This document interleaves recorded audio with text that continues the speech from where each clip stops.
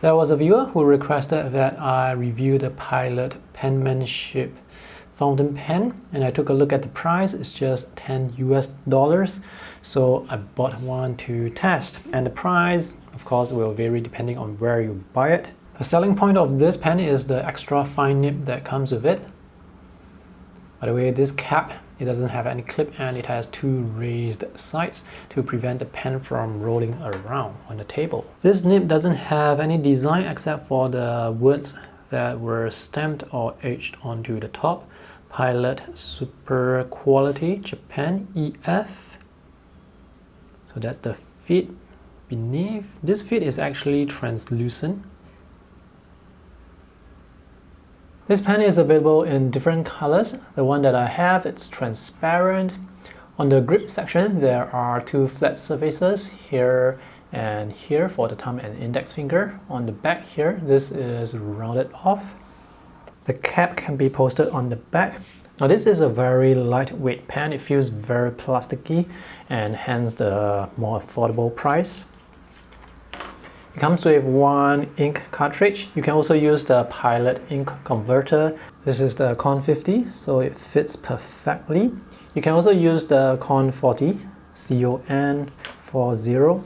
And this nib and the feet, it can be removed very easily. Just twist them and remove them. There are two raised extrusions on the nib here and here. This is to keep this metal part here in place so that the nib is always in the correct position. So this is a pen you can dismantle completely, which makes it very easy to clean. Right, let's fill this pen up with ink.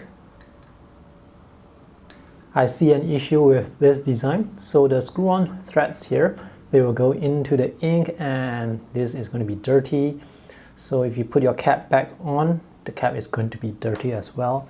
And this part here, the threads, it's very difficult to clean completely. So you can pretty much expect the pen cap to get dirty. Let's draw something.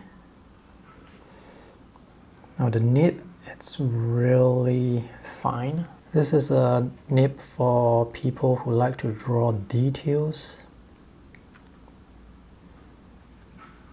Who like to draw very fine lines. Nib, it's very stiff, so there's no flex at all. I can press down hard and even so I won't be able to get a thicker line. The nib also feels a bit scratchy on the paper surface. So this nib, it's best used on paper that is smoother.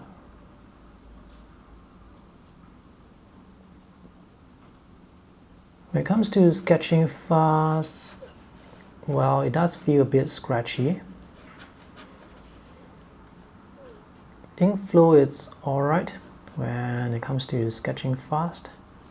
Because the nib is so scratchy, I'm afraid that you may actually scratch the paper and actually pull the paper fiber off from the surface. So I have to draw a bit slower.